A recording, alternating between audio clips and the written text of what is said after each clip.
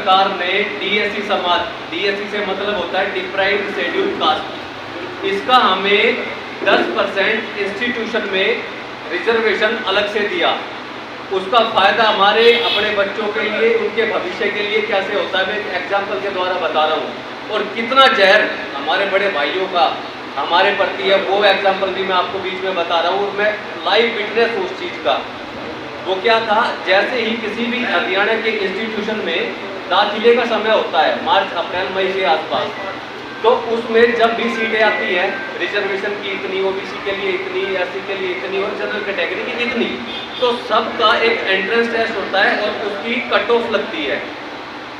जब भी हम फॉर्म भरते हैं, अब देखना ये कितनी चालाकियाँ करते हैं, तो उसमें जो ऑप्शन आता है कि भाई इसमें कैटेगरी भरो, तो उसमें डीएससी का आना चाहिए या नहीं आना चाहिए, उस ऑप्शन को छिपा देते हैं ताकि हमारे बच्चे डीएससी की बजाय एससी में करें।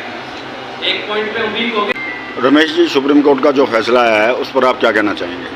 देखिए, जो हमारे समाज का सुप्रीम कोर्ट ने फैसला किया है डीएससी समाज का, उससे हम बड़े खुश हैं।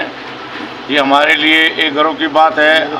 जो हमारा डीएससी समाज है, वाल्मीकि, दाहना, खटीक और भी कई जातियाँ इसके अंदर, ये तो बहुत पहले लागू होना चाहिए था, लेकिन अभी जो लागू हुआ है 50-50%, तो इसमें तो कोई दिक्कत ही नहीं है। हमारे जो बड़े भाई हैं उनको पता नहीं क्या दिक्कत है, कोई दिक्कत नहीं होनी चाहिए। और हम सुप्रीम कोर्ट का धन्यवाद करते हैं जिन्होंने ये लागू किया। हमारे समाज के अंदर पहले नौकरियां कहाँ मिलती थी, सारे जितने भी आरक्षण है हमारा एससी समाज का, डीएससी समाज का, हमारे बड़े भाई ही ले रहे हैं।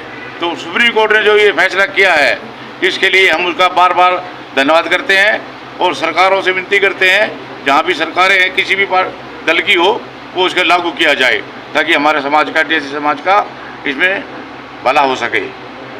सुप्रीम कोर्ट का जो फैसला आया है उस पर आप क्या कहना चाहेंगे? आज की जो बैठक है, जो सुप्रीम कोर्ट का जो फैसला आया है, एक्चुअली में तो ये मामला है 19 साल पुराना। हरियाणा में 94 में चौधरी भजन लाल जी ने हमारे को आरक्षण में जो एससी समाज का उसका 50% दिया था, 2 कैटेगरी बना के, एक और बी, और वो लागू रहा 2005 तक। 2005 में एक कानूनी बात बता रहा हूँ आपको, इसी तरह से इस रिजर्वेशन को जो बाइफरकेट किया गया हरियाणा में, इसी तरह आंध्रा के अंदर भी ऐसा हुआ था।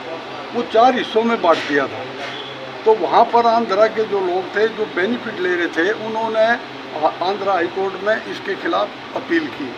वो अपील वहाँ पर खारिज हो गई और उन्होंने सुप्रीम कोर्ट में इस केस को लेके आए सुप्रीम कोर्ट में, और सुप्रीम कोर्ट में वो केस चल रहा था। इसी दौरान हमारा 2005 में जो आरक्षण वाला मामला था, उसी के आड़ लेकर के आंध्र प्रदेश की, और यहाँ पर जो है हमारा आरक्षण ख़त्म कर दिया गया हाई कोर्ट के डिसीजन लेकर के। वैसे पहले एससी बी के लोग वो इस केस को हार चुके थे, क्योंकि 1994 में जब भजन लाल ने करा था तो इन्होंने रिट की थी, लेकिन वो कैंसिल हो गई थी।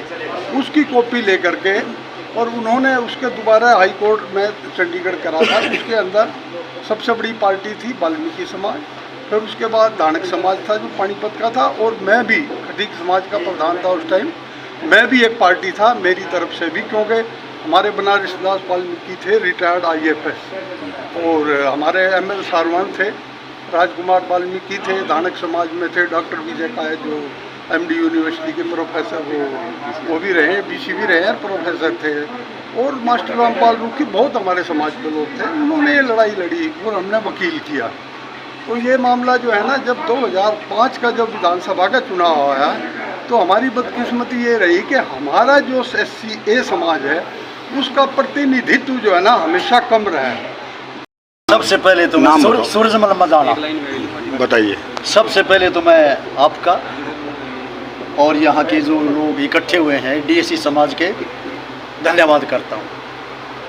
आज माननीय उच्चतम न्यायालय ने 1 अगस्त 2024 को जो फैसला सुनाया है, हम उसका पूरे जोर शोर से स्वागत करते हैं, पूरे देश में स्वागत करते हैं।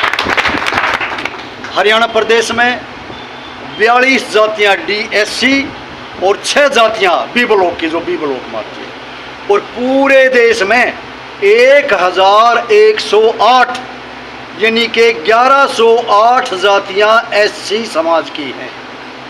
पूरे देश में A और B ब्लॉक जो लागू हुआ है, हम फिर दोबारा से माननीय सुप्रीम कोर्ट का इस बारे में बहुत जितना भी धन्यवाद किया जाए उतना थोड़ा है। भजनलाल ने हमारी 15 मांग रखी थी, मेरे पास उनकी डिटेल। समाज DSC समाज हार्दिक अभिनंदन करता है और हम मीटिंग करेंगे। जैसा हमारे उन भाइयों ने आज ज्ञापन दिया, हम भी सारे गांव के शहर के इकट्ठे होकर DC साहब को ज्ञापन देंगे। यह धन्यवाद जी। हाँ जी कटारिया साहब, माननीय उच्च न्यायालय द्वारा जो ऐतिहासिक फैसला 1 अगस्त 2024 को अनुसूचित जातियों में जो वंचित वर्ग है उनके हितों के लिए वंचित वर्ग के अंतिम पायदान पर बैठे उस वंचित व्यक्ति के लिए, उसके भले के लिए, उसके भविष्य के लिए जो ऐतिहासिक फैसला सुनाया है, उसके लिए समस्त DSC समाज माननीय सुप्रीम कोर्ट का सुप्रीम तरीके से स्वागत करता है और सुप्रीम फैसले पर उनके फैसले के स्वागत में पुष्प अर्पण करता है। अब जैसे वंचित वर्ग को आगे बढ़ाने के लिए इस फैसले के खिलाफ जो लोग जा रहे हैं, या तो वो ये चाहते हैं कि भाई ये उम्र भर, जीवन भर हमेशा वंचित ही रहे, तो अब उन लोगों को ये भी बता देने चाहेंगे कि अब वो वंचित वर्ग भी बाबा साहेब के जो संविधान है उसके पद चिन्हों पर चलते हुए, उसको सिर माथे रखते हुए शिक्षा के क्षेत्र में या किसी भी अन्य क्षेत्र में कमज़ोर नहीं है। इस सुप्रीम फैसले का जैसे उन्होंने भारत बंद का आह्वान किया है, तो आने वाले समय में ये DSC समाज, ये वंचित वर्ग एक सुप्रीम फैसले के लिए, सुप्रीम यात्रा उनके स्वागत के लिए जरूर निकालेगा। धन्यवाद।